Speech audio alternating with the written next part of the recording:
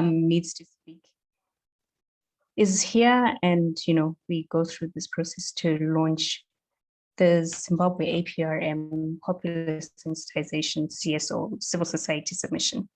It's a process that's been worked on since January 2021, and Severe has been a part of it, providing administrative support, together with technical support from the South African Institute for International Affairs.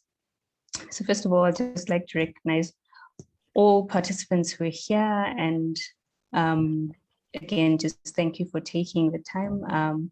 I do also recognize that there are colleagues also from the Ministry of Foreign Affairs and International Relations, which is where the Africa Peer Review Mechanism process sits within the government of Zimbabwe. So to those colleagues and all protocols observed, welcome and thank you for joining us today.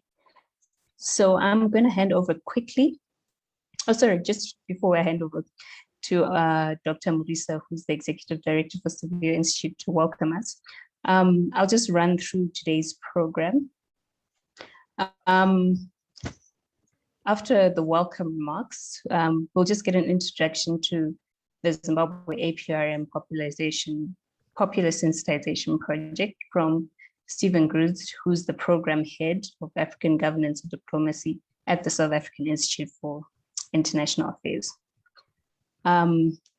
We'll then also proceed to have remarks from Mr. Dalma Jama, who is part of the Aprm coordination team for Zimbabwe at the Aprm Secretariat.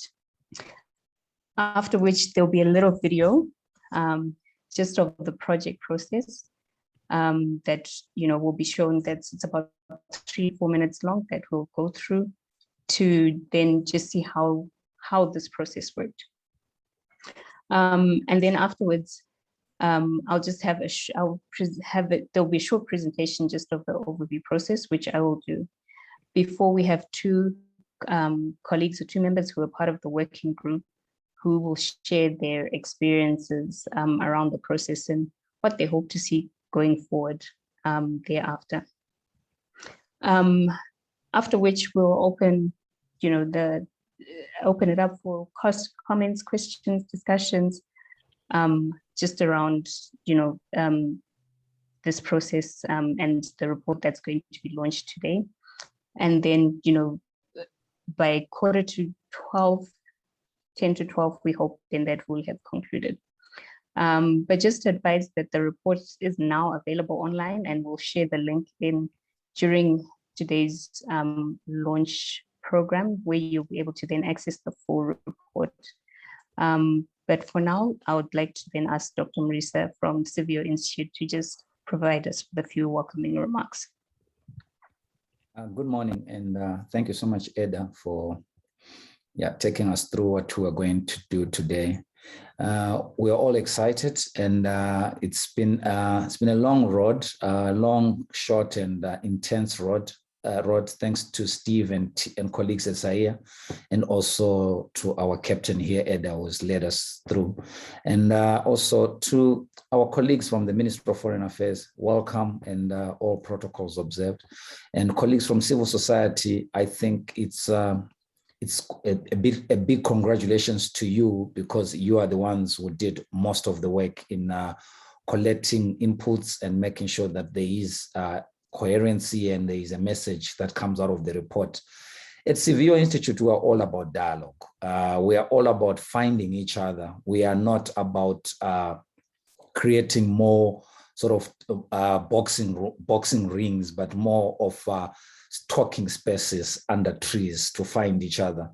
Our country needs dialogue, is in urgent need of dialogue. The current policy problems that we have, whenever you look at what is going wrong, you actually realize that the reason why we have the challenges we're having is because we are not talking to each other.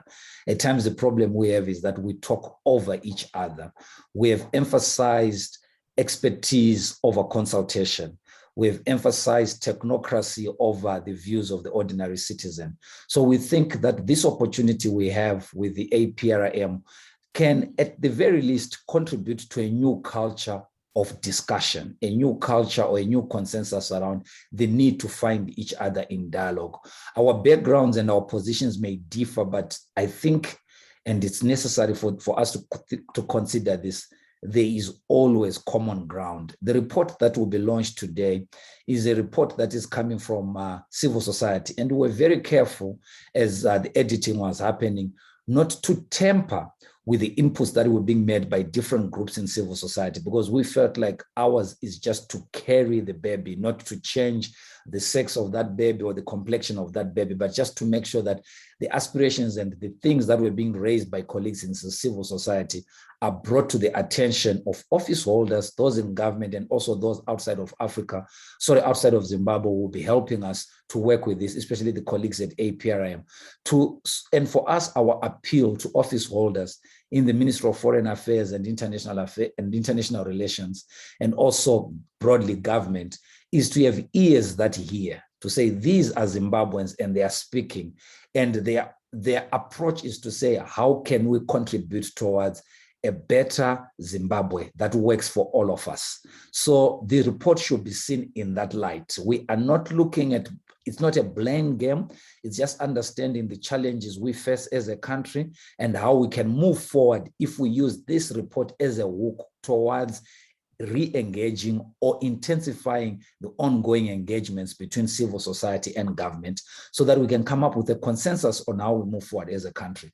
And it also builds upon a process that when we thought we had not even thought about, when we started this process, we had not even thought about the process around the achievement of Vision 2030, where Zimbabwe, the government of Zimbabwe, has said they want to become an upper middle income economy by the year 2030.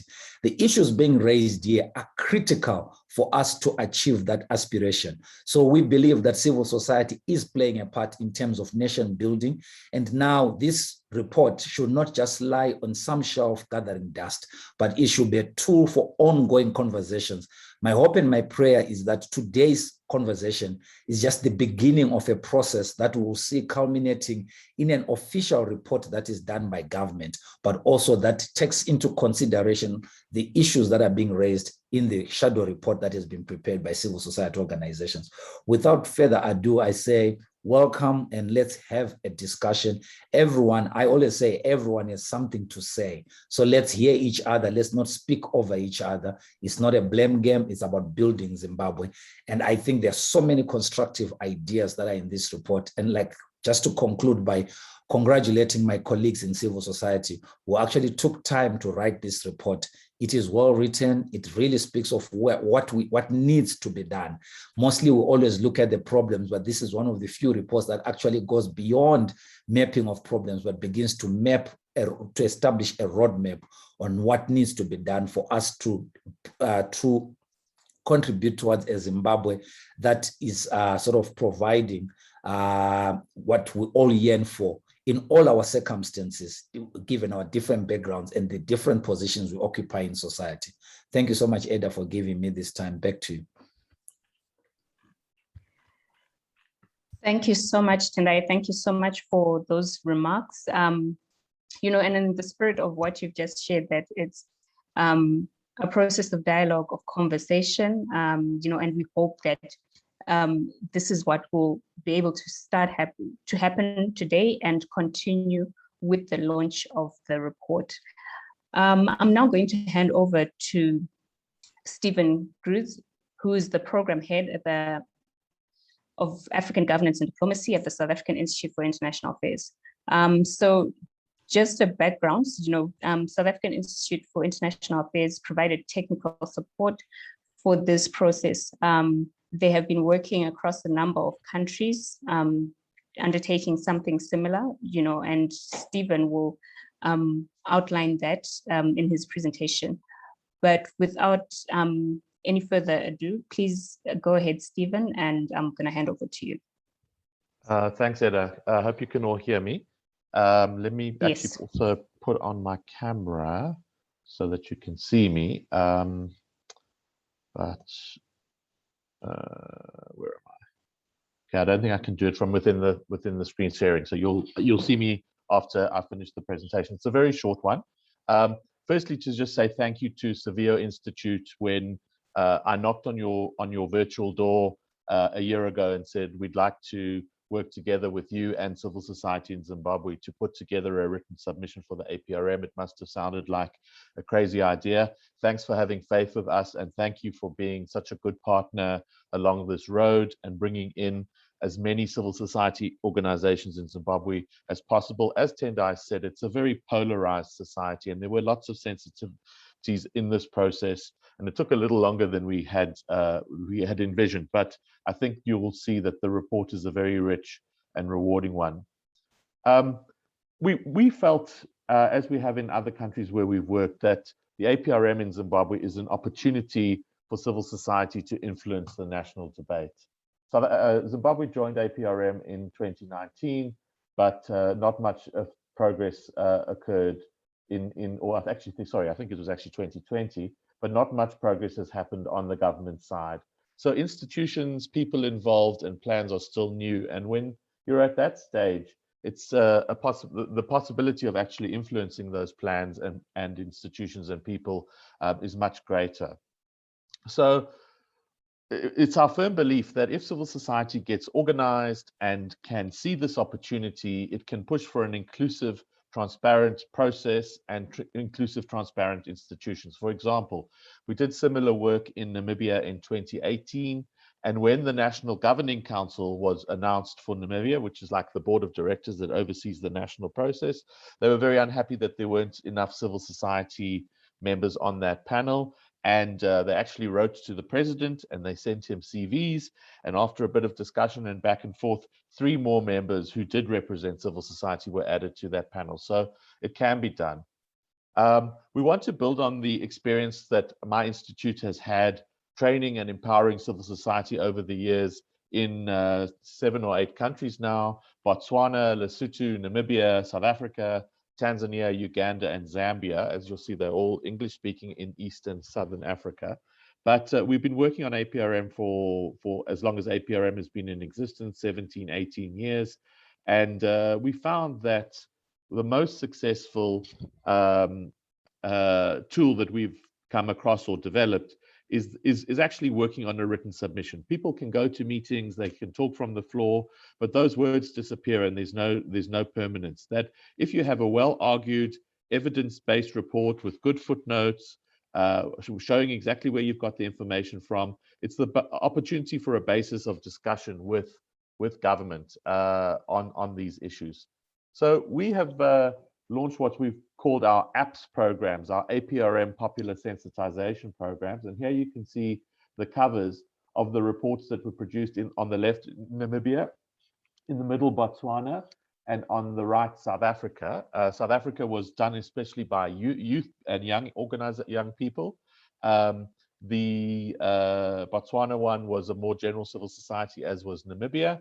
And we learned a lot along the road. And what we've also been doing is creating a community. So in fact, we've connected those in Namibia with those in Botswana, with those in South Africa, and of course, Zimbabwe. And we've embarked on our 5th project, which is LAPS, the Lesotho APRM Popular Sensitization Program. And I'm glad to have a couple of people from the LAPS team here at the launch today. And so this is what we've produced in Zimbabwe. That's the cover of the Zimbabwe submission, civil society submission to the APRM in Zimbabwe. I've already tweeted the link, put the link in the chat. It is on the homepage of SAIA. So if you Google SAIA, SAIIA, you can find the report. Please, it's also important to spread it far and wide. Now that it's been launched, send it on your WhatsApp groups, send it to your colleagues and your contacts. It's a long report, but there is a very good executive summary, and I urge you all to read and transmit the report. I have one more slide. Just to give I know Eda will be covering some of this as well, but just to take you very briefly through how this report was produced. The first step was engaging with Civio Institute, who we identified as a relatively new but very vibrant and energetic NGO that sought to build bridges with government and bridge that divide that exists in Zimbabwe. We had a pre-planning meeting with them and with other institutions that we thought would be involved in helping put the report together. We had a sensitization workshop after that earlier in the year, where we brought in our partners and colleagues from countries like Zambia, Namibia, and South Africa to share and to create this community. Then an APRM working group was formed. The key focus issues were selected, which in Zimbabwe's case were 11. The report was these were collected. We also commissioned. There was a bit of funding available for the CSOs that contributed, and we also commissioned an expert background paper from Dr. Eldred Masunungure, who we believe actually was in a car accident this morning and couldn't join us. He's not badly hurt, but we do send him our best wishes. And then we worked on an exercise to combine what we had from the civil society organizations and the background paper. Then there were various meetings held over the course of the year, and the submission was developed. It was put to a public validation probably about 3 months ago or so, and then went into the editing, layout, and publication process. And then today we are launching, and going forward we will disseminate. So please promote it on Twitter, promote it on WhatsApp, email it to people, send them the link. And we're very proud of what Zimbabwe has been able to achieve. And as Tendai said, we were not the principal players, we were the midwives that allowed this elephantine baby to be born. So I'm going to end here and go back to Eda to continue the program. Oh, by the way, if you see that hashtag Engage APRM on Facebook, we do have a continent-wide Facebook group with people involved in APRM all around the continent. So if you search for Engage APRM, you'll be taken to that page. Please join, because you can be part of the conversation with your colleagues right around the continent. Thank you very much.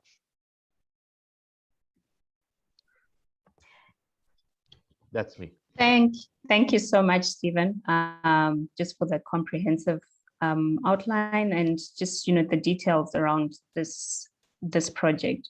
And I think from what you've shared, we can definitely see that it's the beginning of a process, and hopefully with what has started today, it's providing just an additional or a stronger launch pad, around conversations, discussions, and, the localization of this process going forward, and the involvement of necessary stakeholders to be part of the APRM process. So Stephen's just shared again the download for the report. Despite its length, I think it's very rich, as the entity that was supporting the work of what the working group put together. I can testify that there's definitely a lot of information contained in the report, and the emphasis really was on it being evidence-based, and then incorporating also solutions just around the issues that have been raised.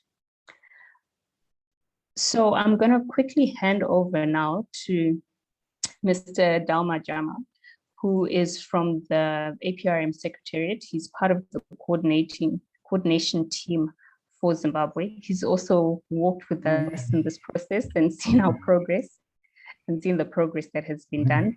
And I'm just going to invite him now to, provide any brief remarks and just comments around this process and where we've reached and maybe what's in store for us going forward. Thank you. Thank you very much, Ida. Good morning. Good morning, participants. Good morning, colleagues. Good morning, Tendai Marisa, the Executive Director of the Civil Institute, Stephen Grust, the head of the SAIA African Governance and Diplomacy Program. Dear participants, ladies and gentlemen, allow me to thank you for inviting the Continental Secretariat to this launch, to the launch of the ZAPS report.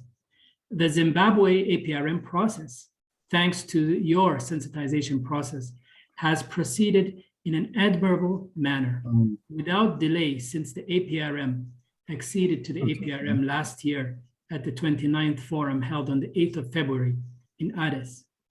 The next steps for Zimbabwe include creating the necessary structures and processes for operating the mechanism in the country, including the establishment of the National Governing Council and the National Secretariat, holding 2 training sessions or even more for Namibian national structures, that's our Secretariat will do that, and identification and appointment of technical research institutes that will act as a backstop for the research process that underpins the review.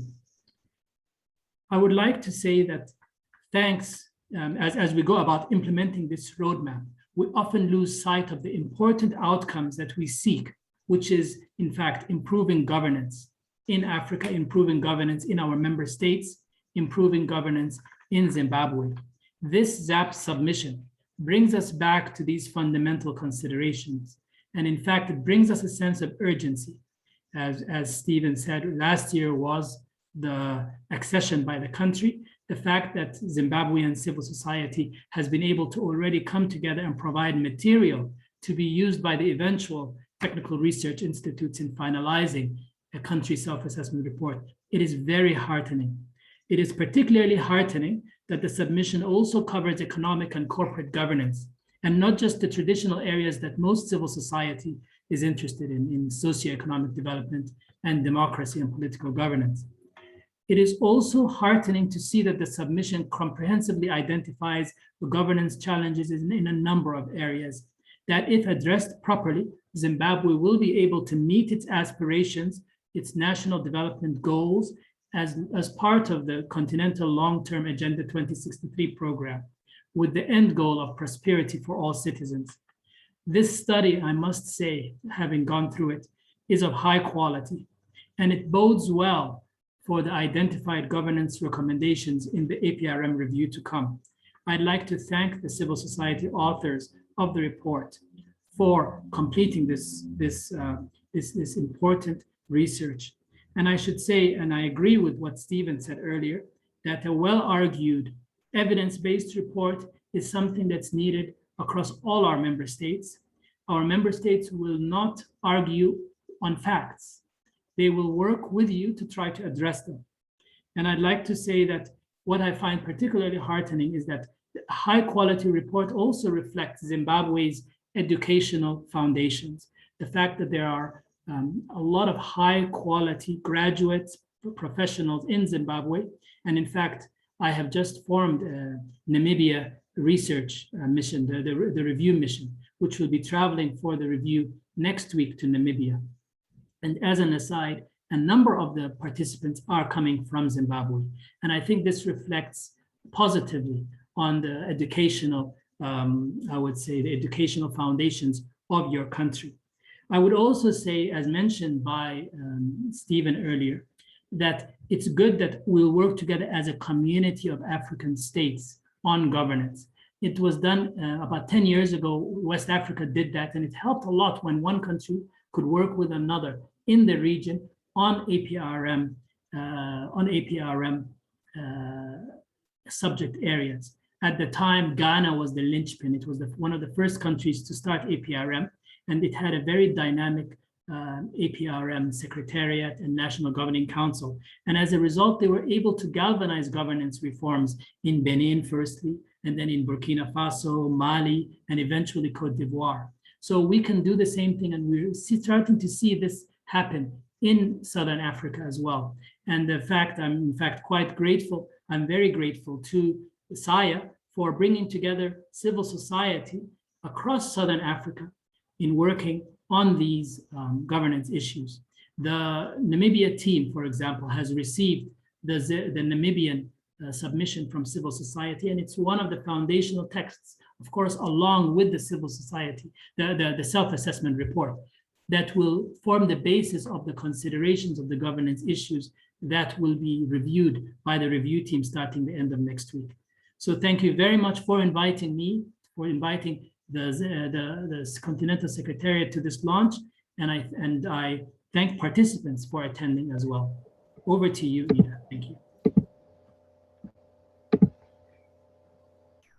Thank you so much, Dalma, for those remarks. And we do look forward to continuing to engage with the Continental Secretariat around this process going forward. So thank you so much for your inputs and your insights. So I'm now going to hand over to the technical team, who are going to share with us a 3-minute video that's going to...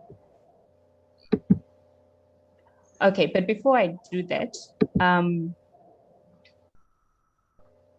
oh, okay, I see that it's ready. So we'll just ask the technical team to take us through and just show us the 3-minute video that talks about the ZAPS process, and the development of the civil society submission, and we'll outline the 11 areas or issues that have been raised in the report. The video is about 3 minutes long, and thereafter, so we'll just watch the video quickly, and then we'll proceed with our program. So if the team is ready, please go ahead and start showing the video.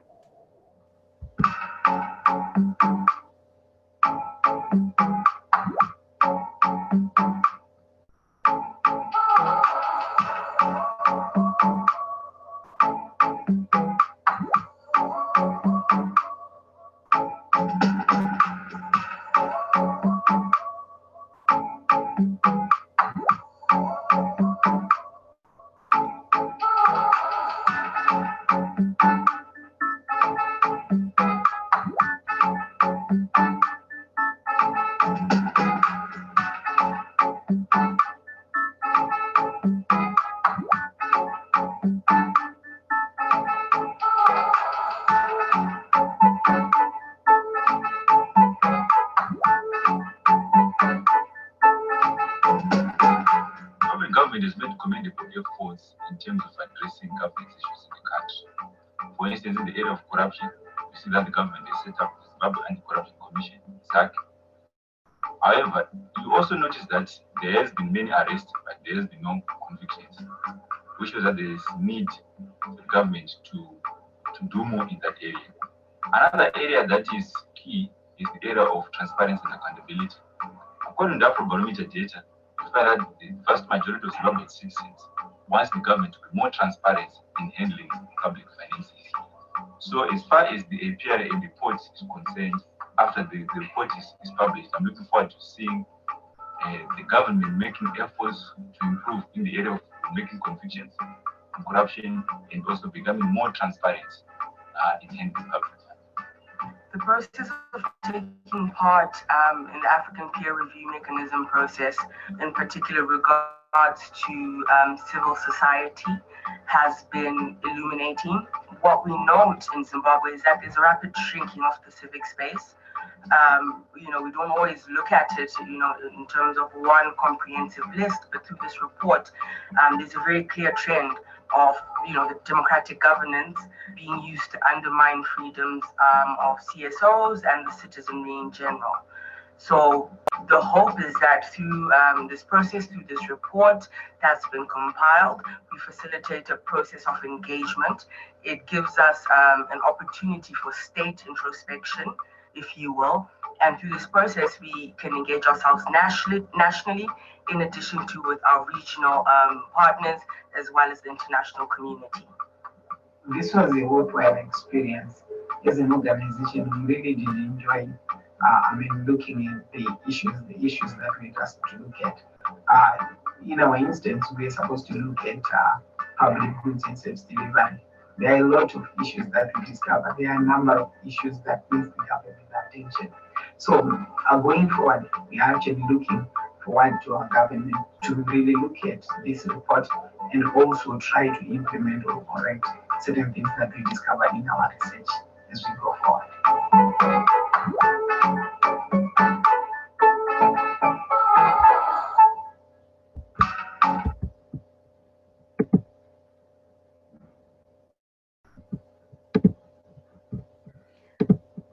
All right, thank you so much to the technical team for that video. The video is also online. I've just shared the link in the chat for anyone who wants to go look at it or review it again after the launch. So please feel free, and also feel free to also share it within your networks, on your social media posts. Feel free to also do that. So as highlighted earlier, and as mentioned, that this process, involves a variety of stakeholders, and is hopefully one that will, as I said, facilitate and promote dialogue around this process and the 11 issues that have been raised in the report. And even though we're launching the report today, we hope that it won't end with the launch, and that engagement around the issues raised will continue. So in that spirit and in that light, and noting that there are colleagues from the Ministry of Foreign Affairs and International Relations that are on the call, I would just like to maybe offer and provide 5-10 minutes, maybe for any remarks that they would like to make at this stage, just in relation to this process and the report that is being launched today.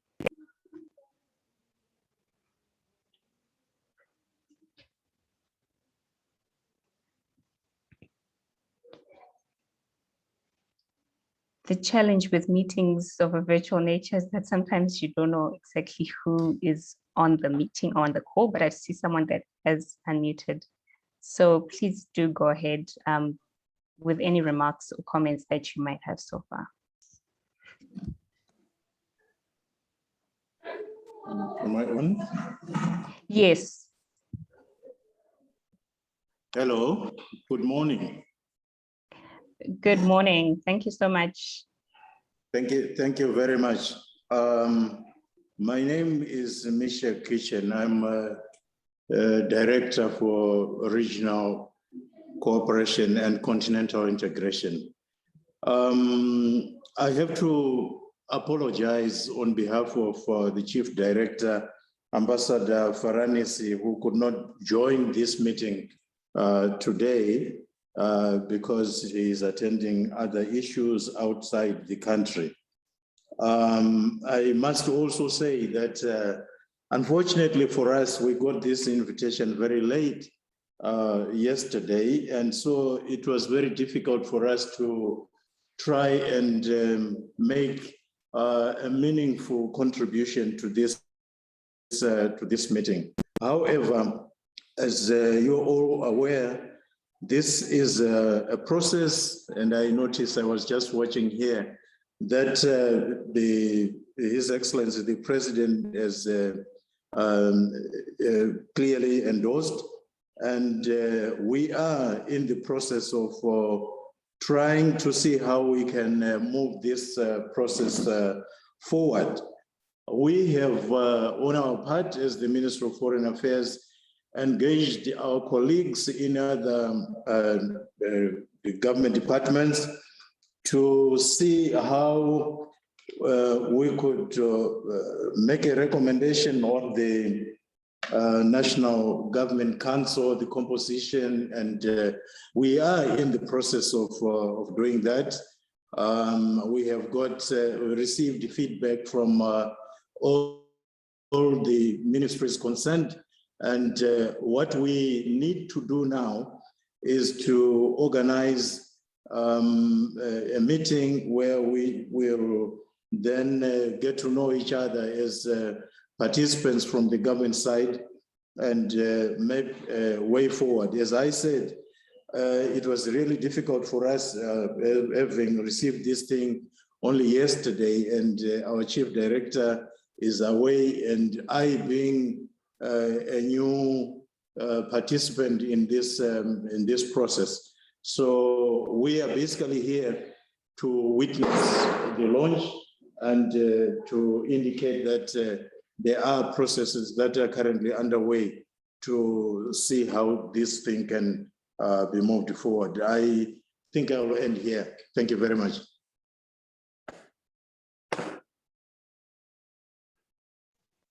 Thank you so much, sir, for your comments. And just thank you for your insights. And I think just for also that reconfirmation or affirmation, around the commitment on government's end around this process since the ascension.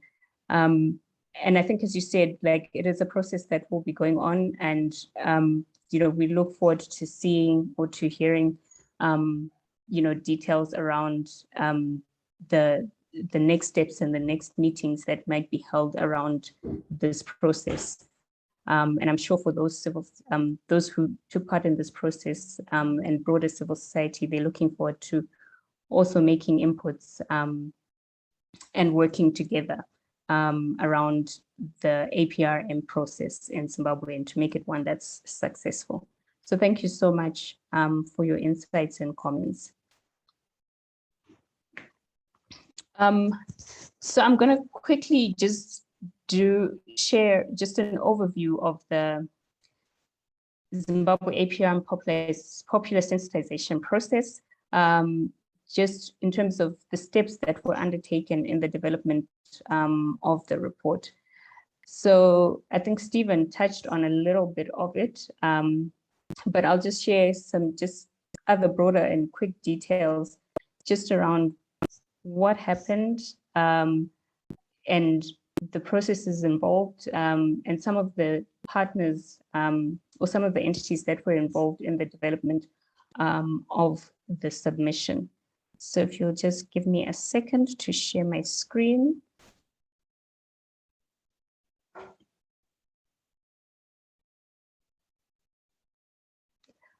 And I'd just like to encourage anyone who might have any questions, comments, thoughts just around this process so far and around what's been shared today, or if you've managed to even also go to the site and download the report, to, if you have any thoughts or comments or even any questions that you'd like to share, that please feel free to use the chat platform to go ahead and do so. And, we'll take note of them, and we'll, read them out as we continue with our discussions.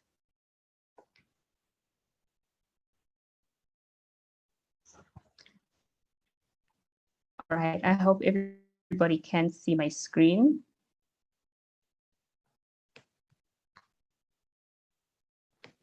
Yes, we can. All right, thank you. So, as Stephen's highlighted, after the South African Institute for International Affairs and Seville met and agreed to work together on this process, what we initially undertook was a pre-planning meeting in January of this year, where, with members of civil society, just to introduce the project and explain how it would work, and provide just, just brief information and details around the rules and processes of the APRM. And as Stephen's highlighted, the process of, civil society coming together and developing a submission around the APRM process is something that's happened with other countries in the region. Mentioned Zambia and Namibia, South Africa, where their focus was on youth, Botswana, who launched their report this year, and then, as he's just mentioned, Lesotho has just started the process and have undertaken the initial pre-planning meeting with civil society. Following that pre-planning meeting, we then had a APRM sensitization workshop.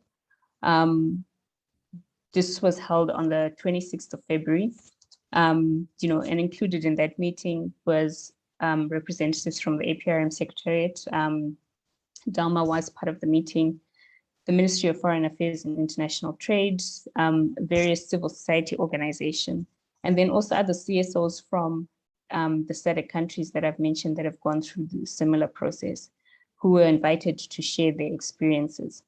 So this meeting was just basically to a further introduction to the APRM process and the development of the civil society submission. and just outlining how it would happen and how it would work. And then following on from that meeting, a working group was formed to help in the development of the submission.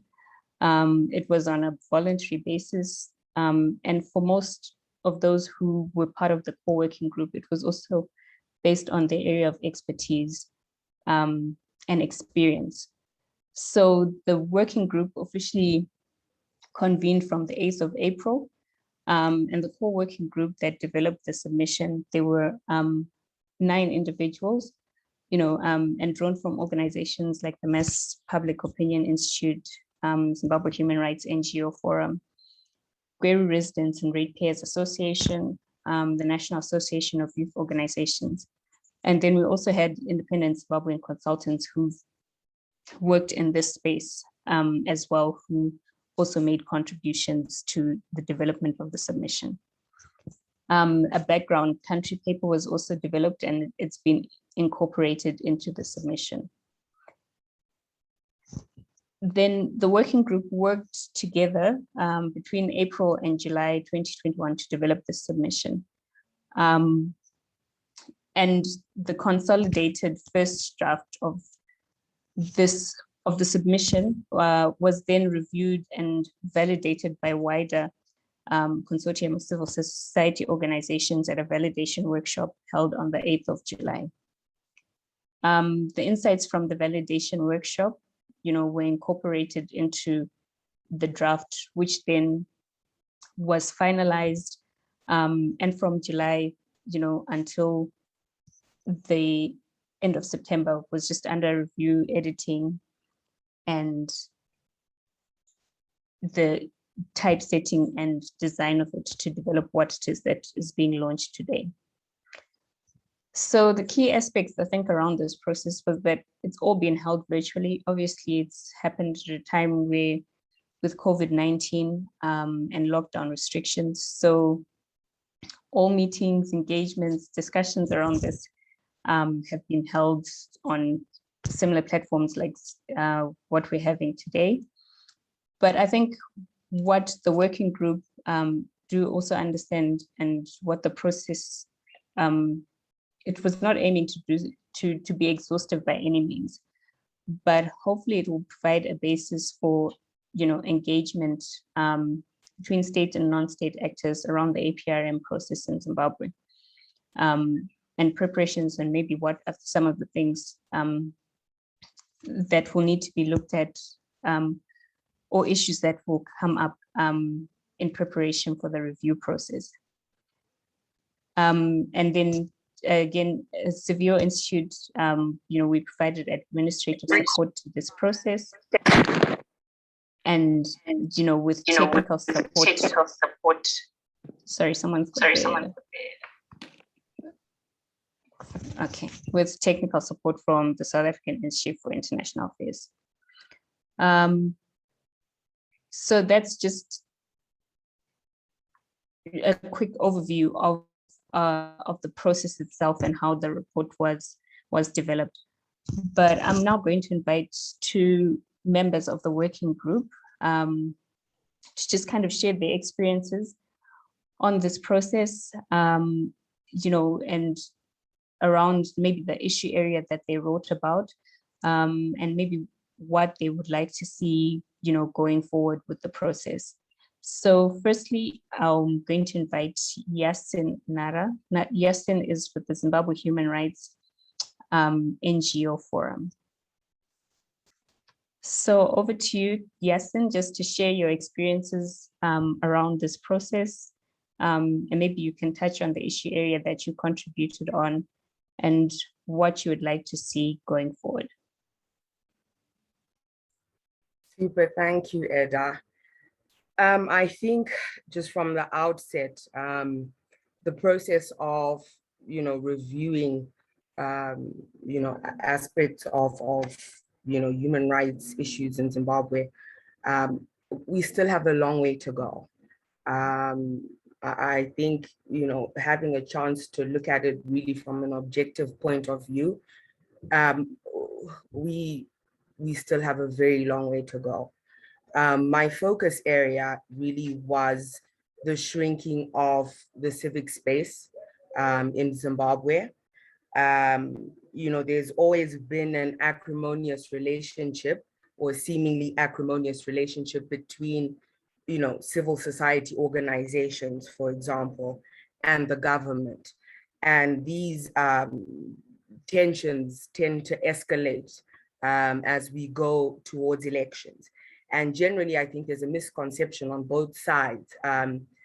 Government, has a narrative that there's civil society organizations that are agents of regime change and things of that nature. There have been several proposed legislative measures that include amongst them the Patriotic Act, which will criminalize any kind of private correspondence between civil society organizations, individuals with foreign governments, or for example, with the UN, you wouldn't be able to engage them if there's human rights atrocities in the country. And again, this is reflective of the narrative that civil society acts as agents of regime change. Quite contrarily, civil society organizations, for example, are there to advise, to guide, to monitor, so as to better assist government's efforts in promoting a democratic society. So really, it's a relationship of reciprocity between the two.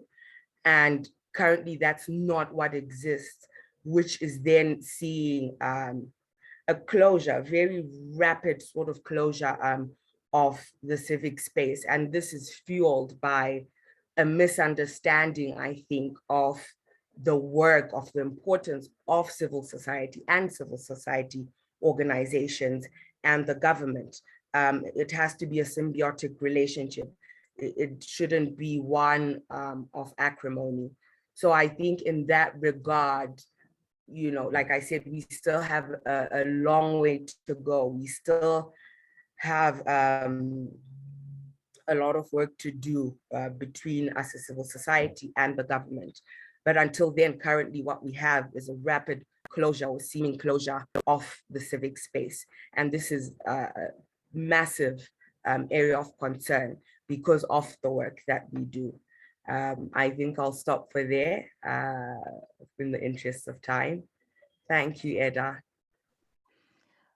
You still have a few minutes, not to worry, we're running quite on time. Okay. So yeah, just based on your experience, so if there's anything else that you wanted to share around the experience and how you'd like to, see the submission taking, I guess, discussions around developing this symbiotic relationship going forward. Well, my hope is that, I'm unmuted, okay. My hope is that, through the report, it will facilitate a process of engagement, between civil society and the government. The government did have its own report, which is being considered and looked at, but I hope this opportunity, this experience, the voices of, citizens, academics, all of the information that's been collated. I hope it truly provides a space where we can look at it objectively and say, okay, we are aiming for the same thing. We want the same thing in this country. So let's look at this objectively. Let's sit down, let's engage, and let's figure out a way forward. It might sound a little bit too optimistic, but certainly that would be my hope with this report, that it opens up discourse, and not just necessarily with civil society organizations, but just with the citizenry in general. Having access to this report gives them information that they might otherwise, not have at their disposal in one concise document. So I really hope it opens up, the country for a very real process of dialogue and engagement so that we can move forward. Thank you, Eda. All right, thank you so much, Yasin. Thank you for your contribution and your thoughts and your insights. I'm now going to move on to MacDonald Munyoro. MacDonald was with the National Association of Youth Organizations, So over to you, MacDonald, just to share your experience around this process, and the submission, the issue that you wrote about, and where you'd want to see this process going forward. All right, good morning. Can you confirm if I'm audible? Yes, you are. All right, so good morning, everyone. My name is MacDonald Munyoro, working with the National Association of Youth Organizations, NAYO. And I think some of the experiences that we have to share in this journey up to now is maybe a story about inclusion, because when we started on this journey, one of the key issues was around how do we ensure that we are inclusive and we allow for salient voices to take the lead and to shape the report that Zimbabwe would eventually come up with. And I think this is the kind of conversation and thinking that actually saw youth playing a key role in terms of coming up with this report, where we were part of the technical team that put its thinking around how this process could evolve. As young people, we were not involved in the middle or towards the end or somewhere along the way, but from the point of inception, as young people, we were actually involved. And our participation has been in the conceptualization. It has also even been in contributing to the chapters of the report that we finally have on Zimbabwe. And as part of that, we contributed to the chapter on democracy and elections, where we took a view of the context that we have in Zimbabwe. I'm sure we can all relate that we are now under the Second Republic. There are also new nuances that are taking shape, that are coming into effect.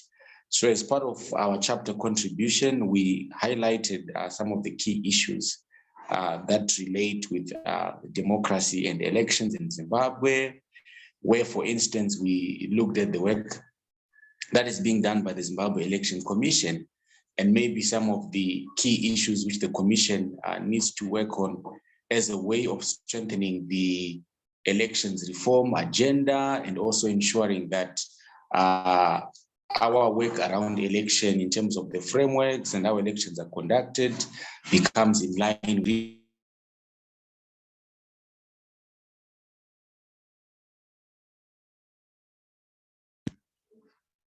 Hello?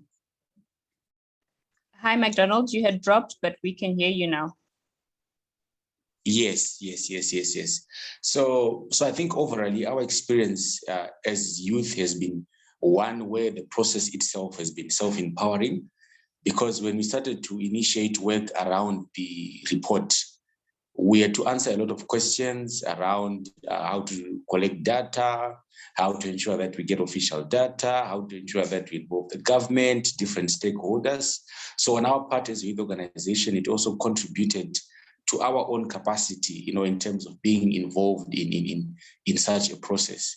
Beyond that, what that also meant, especially when we did a contribution to the report, was that we also aided the perspectives of young people, not just only to our chapter, but we also had the privilege of looking into other chapters, giving our inputs and our eyesight in terms of some of the angles that we felt needed to be spoken to, that could speak better to how some of these issues would relate to young people. And I think now with the report done, what this also means for us as youth is that now the work begins to engage the government, to begin to engage regional bodies and civil society organizations around some of the key recommendations which the report makes. And as youth, we are committed in doing this beyond, I think, just coming up with the report, to ensure that progressively in the next cycle of the report, we can be able to trace and see our impact and our contributions. Thank you very much. Thank you so much, McDonald, for that feedback and insight. I do note others who contributed to the report, on the call, on this meeting. So please also feel free to maybe share your experiences in the chat group. And, now also as we open up, for questions, comments, and discussions, just around, this report that's been developed. Obviously it's a bit of a challenge in that the report is coming out today and it's quite extensive, but maybe it shows that it's an opportunity maybe for further discussion around it, once people have had a chance to look through it. So I noted, but I don't see her on the list of attendees. There was Susan Mwapwe who had her hand up, but I think she might have just dropped from the call. I'm here. Oh, okay. Sorry about that, Susan. Please go ahead. I saw you had your hand up, with your comment or question. Please go ahead. Okay, thank you very, very much. My name is Susan Mape, and I'm sorry I joined a little bit late. I've been having some internet connection problems. I'm from Zambia.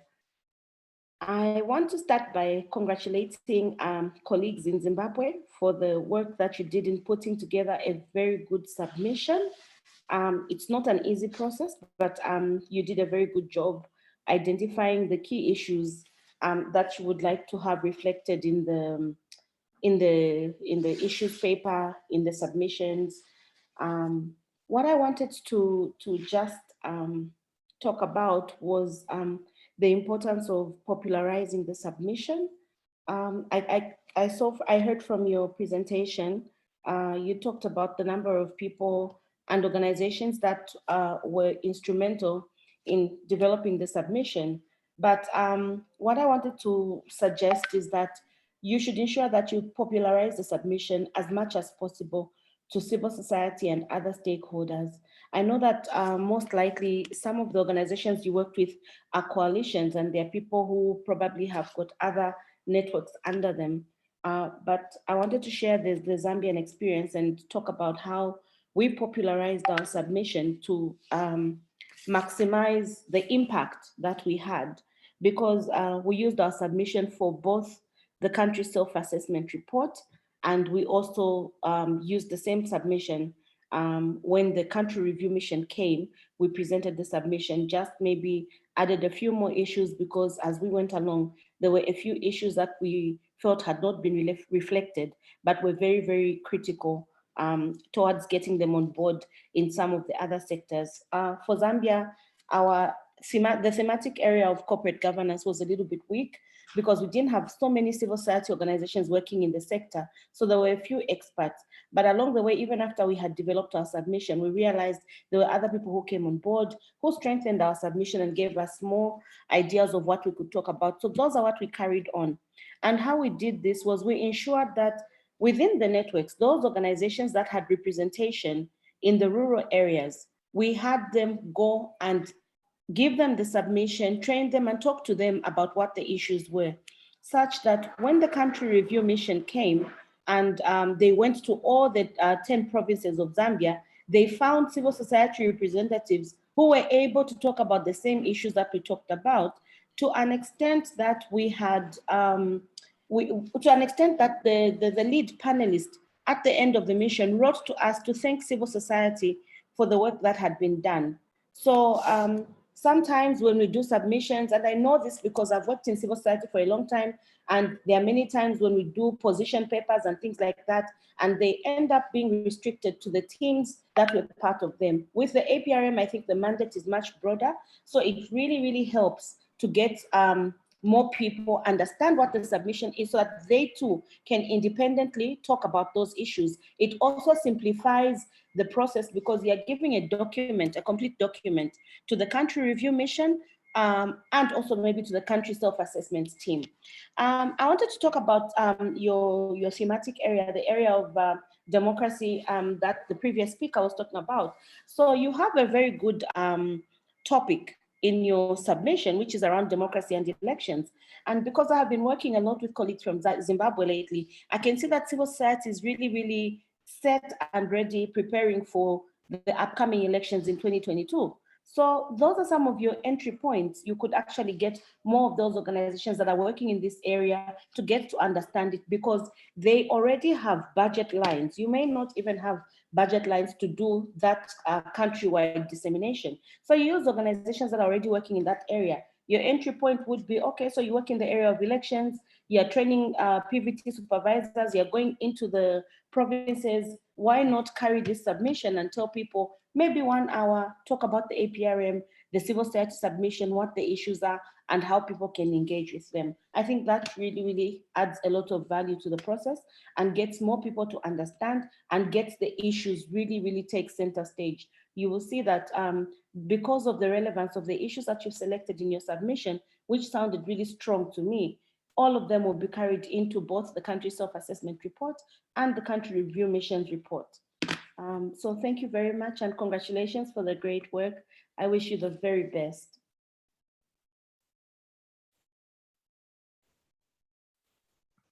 Thank you so much, Susan, for those remarks, and thank you for the congratulations. And I think the insights that you've shared, definitely, I think it's something that, the working group and those who've been involved in the submission can take it up and take forward. I think, key in what you've highlighted is the popularization of the submission. It's not exhaustive. There are other issues that come in. There are the existing issues that have been raised can maybe be refined further.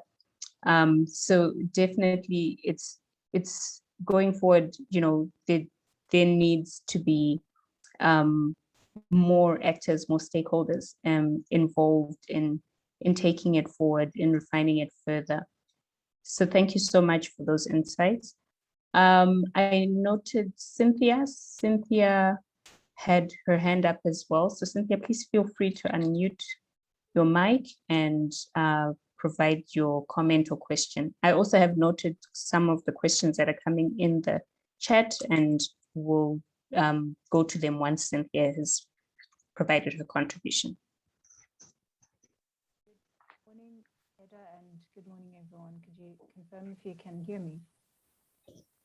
If you could just put your sound up a little bit more, you're sounding rather faint. All right, so I'm using the office laptop. It's much better now. Yeah, I might not be as audible. But what I will provide, I think, just like Susan, is more of a comment than it is a question. And firstly, I think Yasin highlighted to the existing ideologies between government and the civil society. The first being the civil society being viewed predominantly as a panacea that comes in when government fails. And then, government viewing civil society organizations as agents of regime change. So they're often associated with opposing the regime.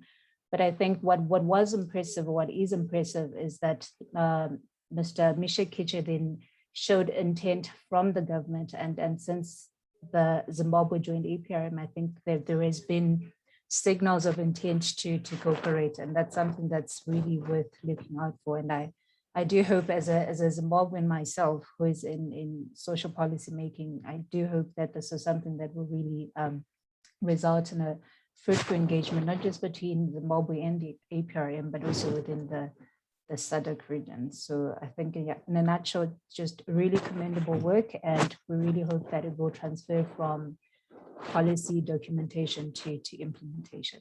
Thank you. Thank you so much, Cynthia, for those insights and comments. I've noted a question in the chat from Motlamelo, I think from Lesotho, who's asking what key challenges were encountered in the preparation of the report that you can share with others who are yet to start the process, like Lesotho. I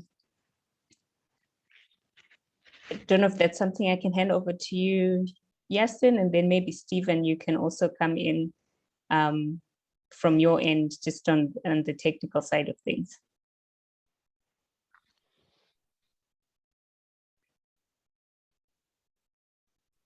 Thank you, Eda. Sorry, I was having difficulties unmuting. I think most notably is finding information. It's difficult, I think, particularly getting statistical information, the databases that are available. For example, just population statistics. They haven't been updated in a while, and accessing, more recent documentation or policy documents, etc. It's very difficult to get a hold of that. So it makes it difficult to have, the most accurate reflection of things that, we might want. In certain instances, there's a surmising just because from, the unit of work you're looking at, a particular trend is being noted, but specific things, it's been a little bit difficult to get, official documents that are up to date and that would assist us in, evaluating things as they presently stand. So I think in future, perhaps having, assistance or mechanisms in place that make sure that there's always up-to-date relevant information so that we always speak from the most informed point of view. Yeah, I think that will be my main contribution. Thanks, Eda. Thanks, Yasin. Over to you, Steve. Thanks, Eda, and thanks, colleagues. Look, there are challenges in this process. I think the Zimbabwe example is that we launched much later than we had hoped to. We had hoped to launch by the end of June, but I think it sometimes takes more time to get all of the submissions in. It goes through a very vigorous and rigorous validation process, not only by stakeholders in the country, but also by our editors who do an extensive language edit. I mean, I think one of the challenges in Zimbabwe in particular is that the report is very long, and it's going to have a limited readership. So I think if I was starting out again, like Lesotho, there's a premium on being succinct, and to the point, because the longer it is, the less likely people are really going to read it and get something out of it.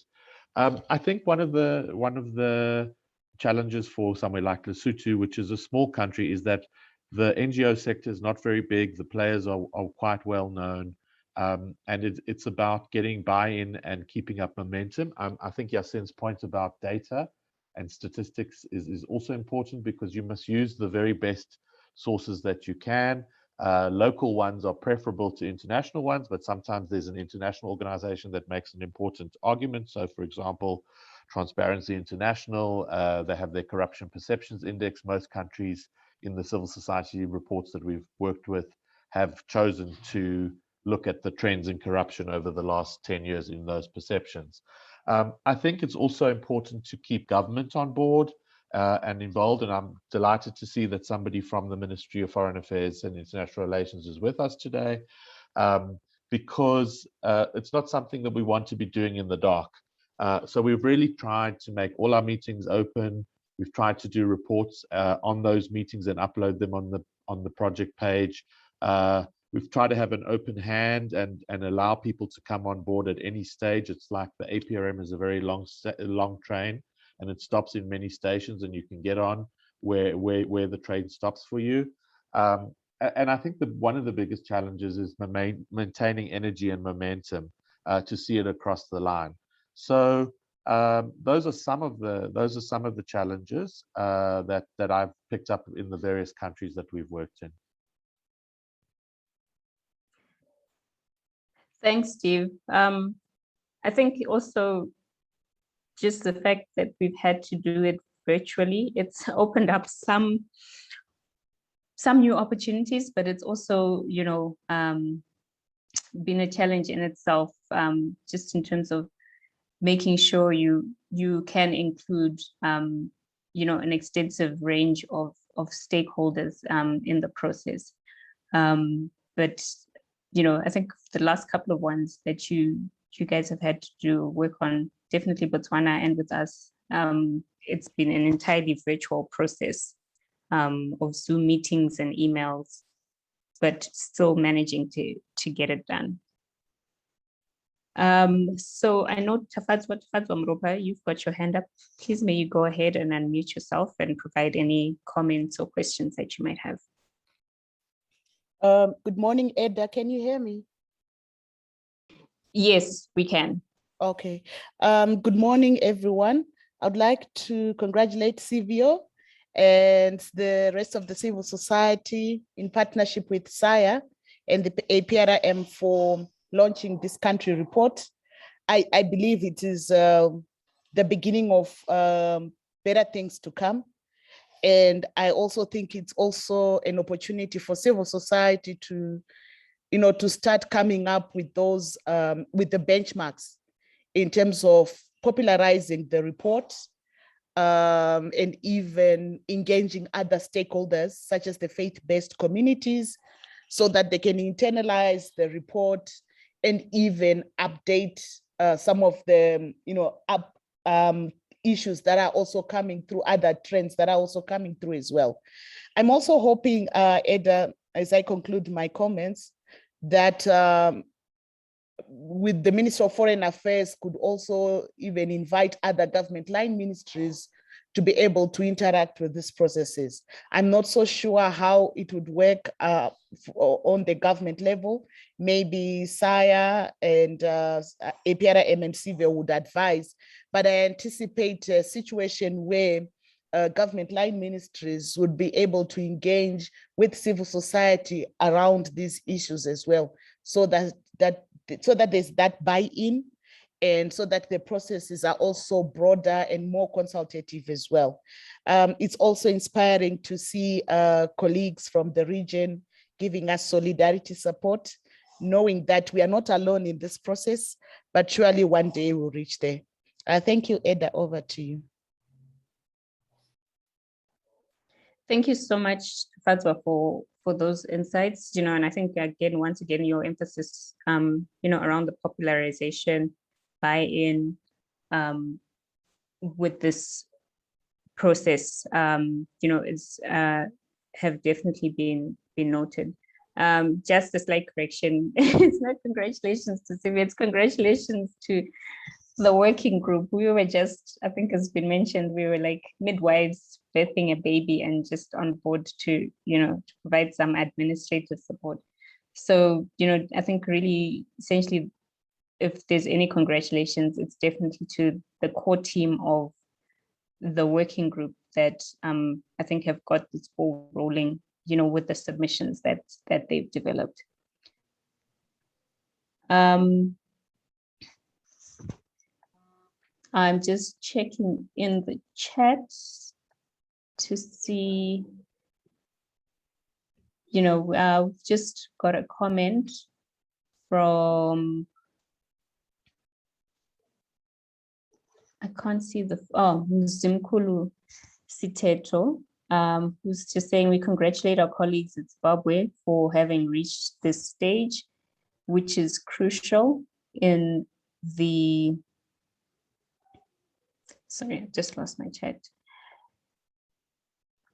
So let me start again. We congratulate our colleagues in Zimbabwe for having reached the stage, which is crucial in the journey of popularizing the Aprm, driven by non-state actors. We're learning a lot as we have just started in Lesotho. They started on the 1st of July, 2021. The insights shared are very, very important, and they will also take stock of the experiences and lessons that they have learned in the journey that colleagues have shared on today. So thank you so much, Mzimkulu, for those comments. I don't see any other hands up. or any other comments in the chat?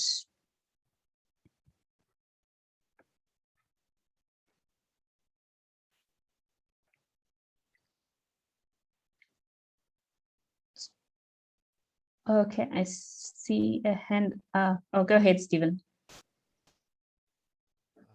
Thank you, Edda. Yeah, and this has been a very encouraging and interesting conversation. I just wondered whether we could have a couple of words from Helena Badegard, who I see is on the call, and I'm putting her on the spot. Helena was the person instrumental in securing the funding for this program, which was funded by the government of Sweden and the Swedish International Development Cooperation Agency, SIDA.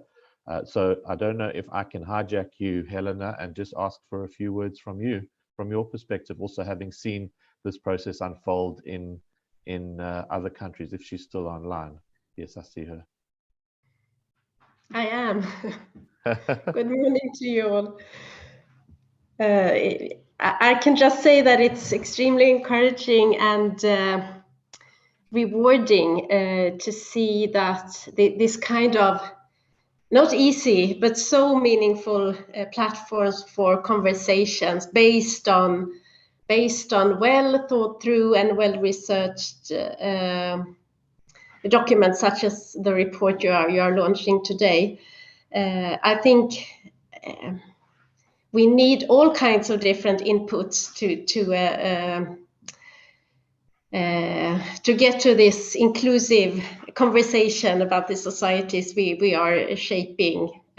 So this is extremely rewarding for me to see as a result of the conversations we've been having with SAIA and with Aprm. So just congratulations to you all, and we will continue the collaboration with our different contributions and roles in this process. Thank you, Steve, and everybody. Thanks, Helena. Back to you, Edda. All right, thanks, Helena. Thank you, Steve.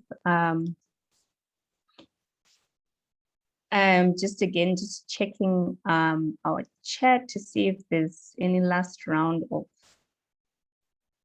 questions or comments. And if anyone else maybe does have anything, they feel free to raise their hand. We still do have a little bit of time on our hands, but if there isn't anything, then we're almost at the end of our launch program. But I think, as we've been highlighting, that we hopefully this is, the report is being launched today, but and I'm sure also the colleagues in the working group are definitely looking forward to more engagement around it. It's quite an extensive report, so any feedback or insights around it, once you've all had a chance to read through it, I think will be welcome. And how then can we move forward? I think, as Susan has shared, and also Tafadzwa, that definitely there is going to be need for an extensive popularization of the report, and wide sharing of it. At this stage, it's available online. The link has been shared, and we'll share it again before the end of the meeting. There is also an evaluation link that's been shared in the chat as well. For those of you who've been participants in this event, please go through and complete the evaluation form on that link. So just to draw everything to a conclusion, I'm going to invite again Dr. Murisa from the Civio Institute to maybe give us a few closing remarks. But as I said, if you have any other comments, please feel free to use the chat. But as I said, I'll invite Dr. Murisa just to give us a few closing comments around today's launch and any insights that he'd like to share. Thank you so much, Eda, and thank you so much, colleagues. It's been a very, I always say my participation in the project has been on and off, but I think we've been ably led or ably represented by Eda. So there's a lot, I think there's a lot of learning for us at CVO, but also for us as civil society. This is I think this is a very important process, not in terms of the product itself, but in terms of the art of collaborating, because that is important. Because it's rare that we find such opportunities where we work with each other to produce something that is a public product the way we have. So I think there's so many reflections around that level of collaboration, because I got to meet a number of colleagues within civil society through this process, and also got to reconnect with older comrades that we've worked with before, like Tafadzwa Muropa and others. So I think in that there's value in us doing this just from a process perspective, because we understand that the national problems that we're trying to fix cannot be fixed by one organization or by one project. So it's an ongoing process. And the Aprm is a walk into a conversation amongst ourselves as civil society actors around what we can do, what we can contribute. I think the challenges that we face in many instances or discussions like this is to always look at government, that all we do is we come up with our list of grievances and give them to somebody in government to fix, without realizing that we are also a part and parcel of the solution loop. There's emerging thinking now that we need to think of democracy in a different way. We need to frame it as the with approach, which is government with the people, or the people with government, rather than government for the people, by the people, because that created a relationship or a hierarchy of sorts, that government was sitting somewhere at the top and it was delivering goods for us at the bottom. And it created transactional sort of relationships that we go to government to bargain for government to give us certain goods.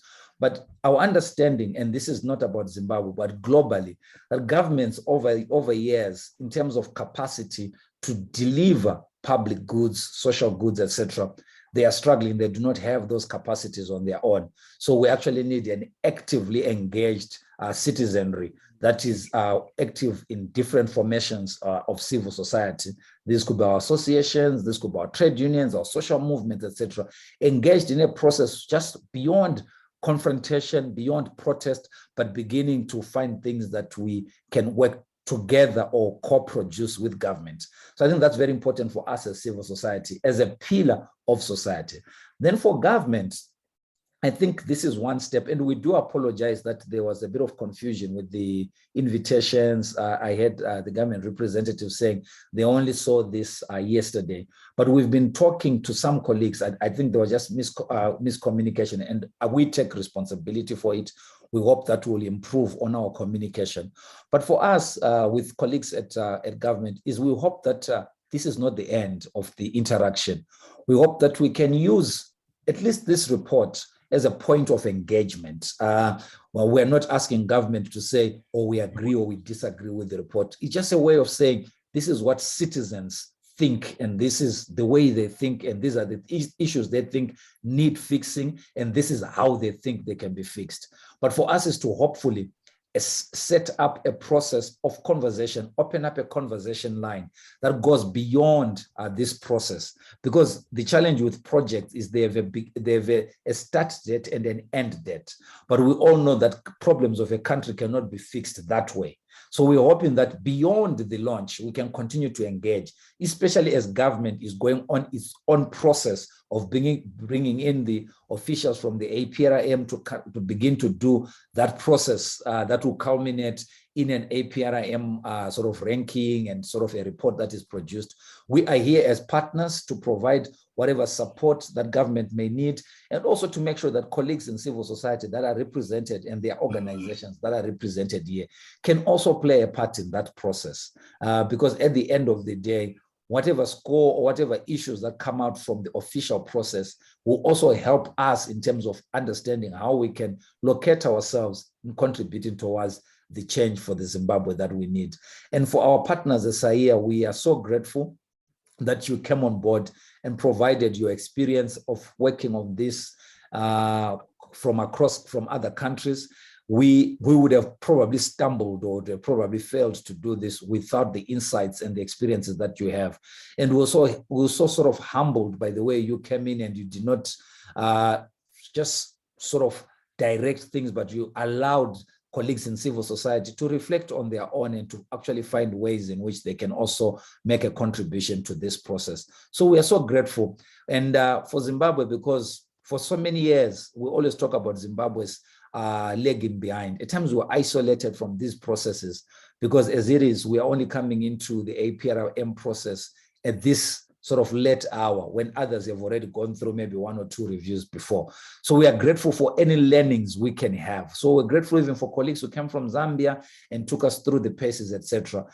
For us, the process of nation building is not an overnight process. We are engaged in this for a while, and we hope that colleagues who have participated in this will be available in the long run to make sure that we actualize some of the things that we have put together in that report.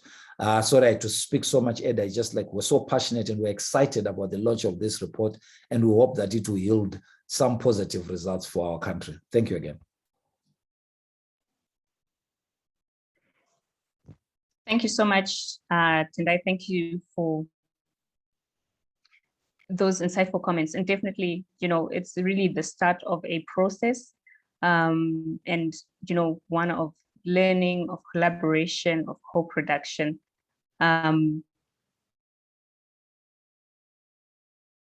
entity or one organization has answers or solutions to some of the issues that have been raised in the submission, but it will take collective effort, around it, and ensuring that whatever issues have been raised, that we're able to address them. So officially, this brings us to the end of our program for today. But we definitely want to ensure that it's not a once-off event, and that you don't just have a report or an issues submission and it doesn't go anywhere from there. So please do keep on checking out the Zimbabwe Aprm Popular Sensitization web page, project page, for more information and updates. The Savio also, social media and website for also any updates, as well as the SAIA website and social media handles. We'll definitely be reaching out and engaging, with various actors to, around how we can take this forward, how we popularize it, and also maybe even reaching out to colleagues within the region, just for their insights and efforts. So on that note, I would just like to thank everybody who was part of today's meeting. Thank you to, colleagues from civil society, both within Zimbabwe and within the region, for being part of today's proceedings. Thank you to colleagues from the Ministry of Foreign Affairs and International Relations for having been able to join us. And we will definitely be extending and, reaching out to you post the event, just to discuss then how we can take certain processes forward. Thank you to colleagues from SAIA for today, and also just, I think, as Tendai has highlighted, for their technical support and input throughout this process. And if there's anyone else I might have left out in the thank yous, my sincere apologies, but thank you for being part of today's proceedings. So please also, promote the report on your Twitter handles, on your social media platforms, within your organizations and your entities. It's one step towards the popularization process. And any insights or feedback, you are welcome to send through to us, which we will also then continue to share with those who provided those in the working group who provided a submission. So thank you once again. Thank you everybody for your time today. I look forward to engaging with you all again soon around this process, and have a good day further.